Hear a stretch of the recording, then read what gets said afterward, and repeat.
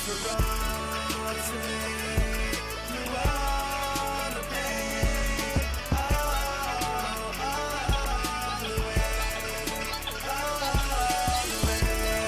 everybody, welcome back to the SleeperWire Shorts series. I am your host for this episode, Professor Chris, and today I am talking about Dallas Goedert. We're going to kind of recap his season. We're going to talk both redraft and dynasty when we're talking about Dallas Goedert here. So kicking it off here, the second-year tight end out of South Dakota State University ended up having a pretty great season last year. He started out the first quarter of the season with only 5 catches in his first 4 games. That wasn't great. He was looking like a pretty irrelevant player for fantasy. However, starting in week 6, everything started to change for this guy.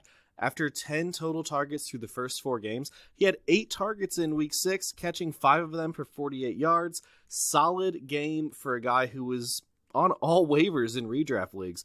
From week 6 on, he was the tight end 8 in PPR, and he finished the whole season as tight end 10. He was almost getting Zach Ertz target numbers for the last 7 weeks of the season as well. 6, 8, 7, 6, 6, 12, and 10, and he crushed it for you in week 16 if you played him. 9 catches for 91 yards and a touchdown. Is that recency bias going to follow him into the 2020 season?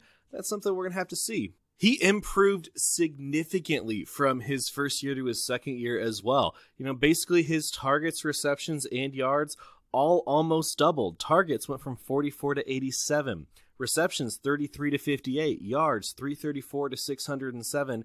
And that was in 1 fewer game. So he was certainly on pace to more than double what he did his rookie year. This guy has shown that he is an important part of this offense and that Carson Wentz needs to use him. Let's talk about the situation, however. Zach Ertz is definitely the starting tight end for the Philadelphia Eagles going into his age 30 season. He's still got 2 years remaining on his contract technically, but he can opt out and become a free agent after 2021. However, another starting tight end on the same team isn't necessarily a bad thing. Carson Wentz showed last year that he can support 2 tight end 1s. Ertz finished as the tight end 2, Goedert finished as the tight end 10 in a fairly consistent season. Both tight ends had 8 red zone receptions as well, 4 red zone touchdowns for Goedert, and then 5 red zone touchdowns for Ertz. 16 total red zone targets for Zach Ertz, 11 total for Goedert. So the red zone, when it comes to targets and catches, is pretty even.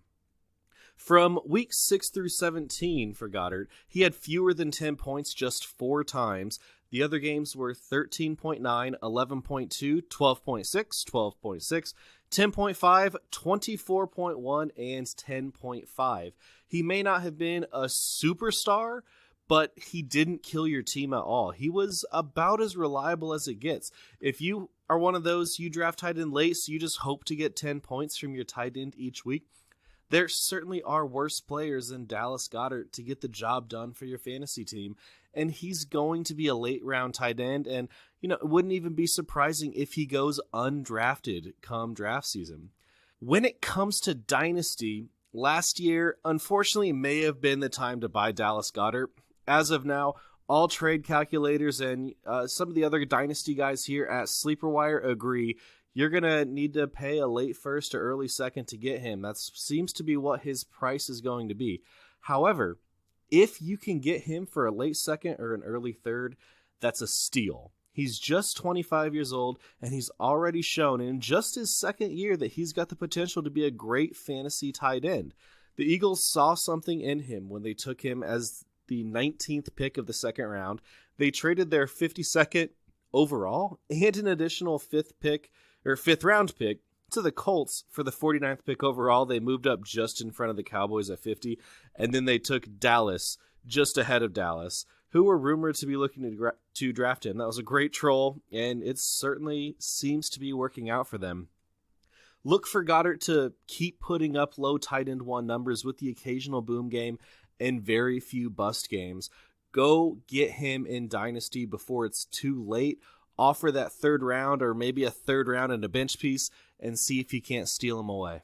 That's going to wrap it up for this SleeperWire short. Everybody, thanks for tuning in.